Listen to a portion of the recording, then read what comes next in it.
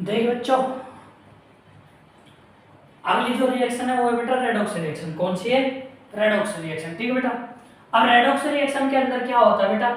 ऐसी रिएक्शन जिसके अंदर ऑक्सीडेशन और रिडक्शन यानी ऑक्सीडेशन और रिडक्शन यानी ऐसे रिएक्शन जिनके अंदर बेटा ऑक्सीडेशन और रिडक्शन दोनों एक साथ चल रही हो।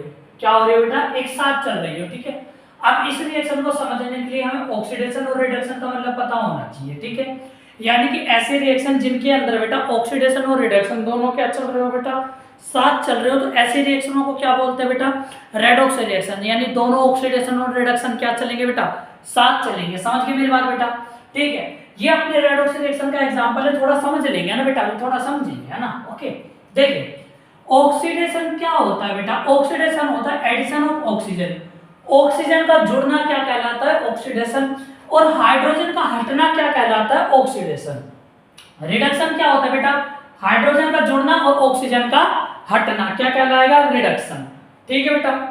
तो क्या होता है देखिए बेटा, और दोनों साथ हो रहा हो यानी ऑक्सीजन जुड़ भी रही है और हाइड्रोजन हट भी रही है, या हाइड्रोजन हट रही है और ऑक्सीजन जुड़ रही है, तो बेटा क्या हो गया? Redox reaction. यानी ये दोनों प्रोसेस अगर साथ चल रही होगी तो रेडॉक्स रिएक्शन।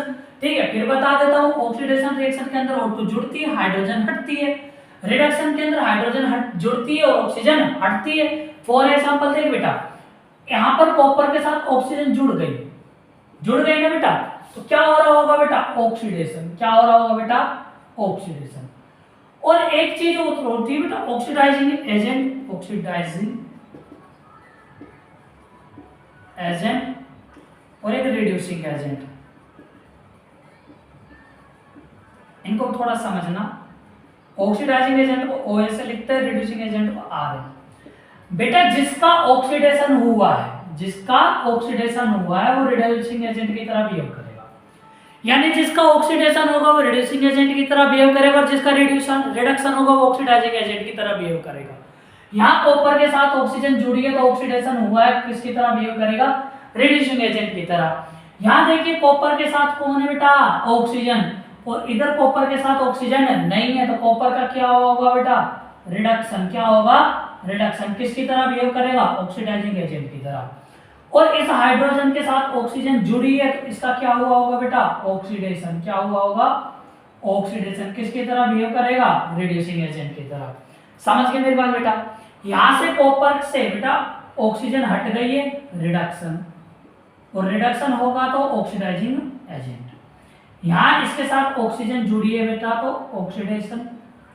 ऑक्सीडेशन हो रहा होगा तो रिड्यूसिंग एजेंट। यानी कि ऑक्सीडेशन होगा तो रिड्यूसिंग एजेंट और रिडक्शन होगा तो ऑक्सीडाइजिंग एजेंट। अब इधर देखिए, इधर ये सल्फर के साथ हाइड्रोजन हट गई है तो इसका क्या हो रहा होगा बेटा? ऑक्सीडेशन। क्या हो रहा होगा? ऑक्सीडेशन। और इसके साथ हाइड्रोजन जुड़ रही है तो क्या हो रहा होगा बेटा? रिडक्शन। दोनों रिएक्शन साथ चल रही है तो रेडॉक्स रिएक्शन। समझ गए मेरी बात बेटा? रेडॉक्स रिएक्शन नोट करिए।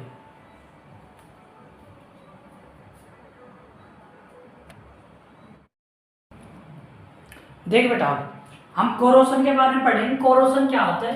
Corrosion is the process of gradual destruction of a metal. देखिए बेटा, कोरोशन का सीधा सा मतलब कि आपकी कोई मेटल है बेटा, वो आपने रखी हुई है, और वो रखी हुई है तो वो किससे रिएक्शन कर ले बेटा? एयर से कर ले या मॉइस्चर से कर ले या किसी भी केमिकल जैसे कि किसी एसिड से रिएक्शन कर ली और धीरे धीरे वो खराब होने लगे, तो उसे हम बोलते हैं कोरोशन। क्या बोलते हैं बेटा? कोरोशन।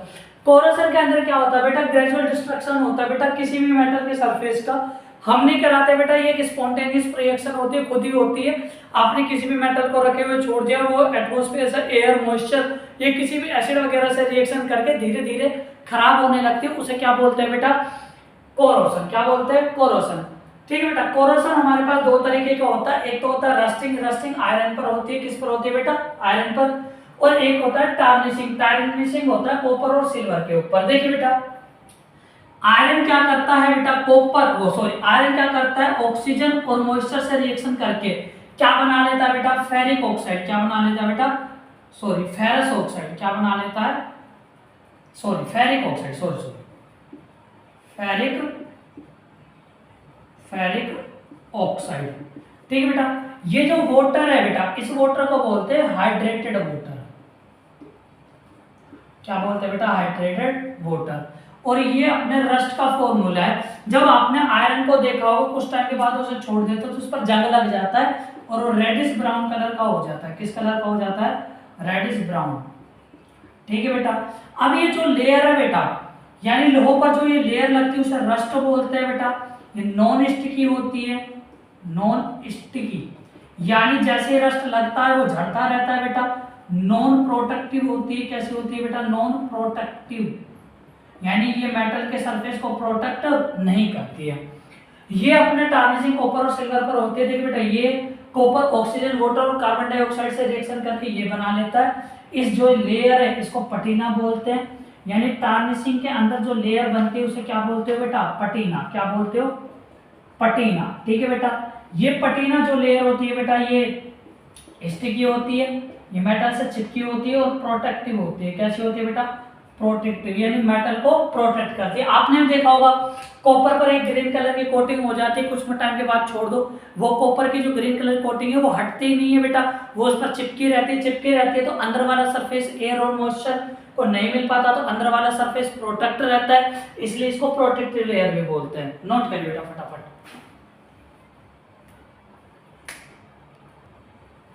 देखिए बेटा,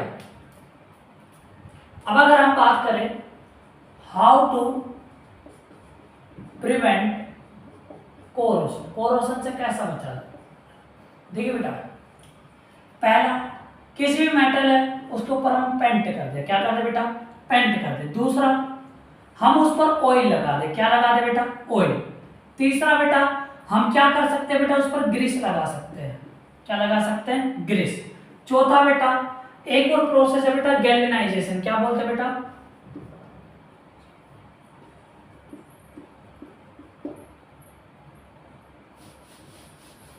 चौथा, एक मिनट बेटा,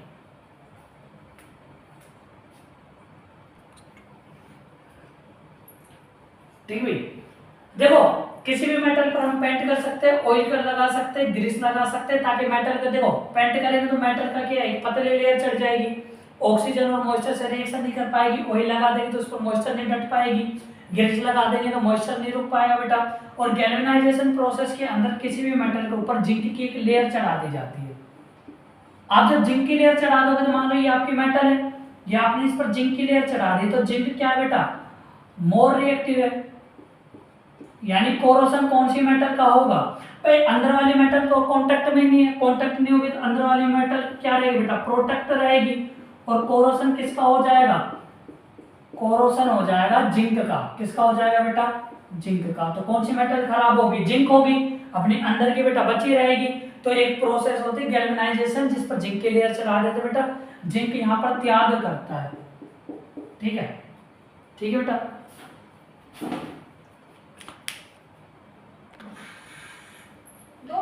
देखिए बच्चों, अपने ये लास्ट टॉपिक है, ठीक है, इस चैप्टर का, फिर अपना चैप्टर खत्म हो जाएगा। रेंसिडिटी, रेंसिडिटी क्या होती है, देखो, when fat and oil stay open for long time, long they get oxidised and become rancid and their smell and taste change, this process is known as rancidity. देखिए क्या होता है, मान लो आपका कोई खाना है, फूड, ठीक है बेटा, आपने इसने कुछ दिन के लिए छोड़ दिया, तो इसके अंदर या तो फैट होगा या क्या होगा, ऑयल। वो क्या हो जाएगा बेटा, ऑक्सीडाइज्ड हो जाएगा। क्या हो जाएगा, ऑक्सीडाइज्ड का मतलब है उसका ऑक्सीडेशन हो जाएगा। क्या हो जाएगा, ऑक्सीडेशन। और ऑक्सीडेशन होने के बाद यहाँ पर जो ये फूड बचेगा उसका जो बेटा टेस्ट है, टेस्ट और स्मेल है जो बेटा चेंज हो जाती है। आप लोगों ने ऐसा देखा होगा। अब आप लोगों से पूछे ये किस लिए होता है, तो आप बोल दोगे बेटा ऑक्सीडेशन की वजह से, यानी इसके अंदर जो फैट और ऑयल होता है उसका ऑक्सीडेशन हो जाता है। फॉर एग्जांपल, आपके पास फूड है डे 1, बढ़िया बेटा, उसके पास फैट एंड ऑयल है, आपने इसे 20 दिन के लिए छोड़ दिया, तो जहां पर जो फूड होगा उसका बेटा एक तो बेकार टेस्ट का स्मेल होगी, ठीक है, और उसका टेस्ट भी क्या होगा, बेकार, क्योंकि बेटा उसका ऑक्सीडेशन हो जाएगा। अब हम इसको कैसे बचा सकते हैं खाने को बेटा, सबसे पहले तो ऐसी चीज मिला दे, एंटीऑक्सीडेंट। एंटीऑक्सीडेंट का मतलब होता है बेटा जो ऑक्सीडेशन को रोके।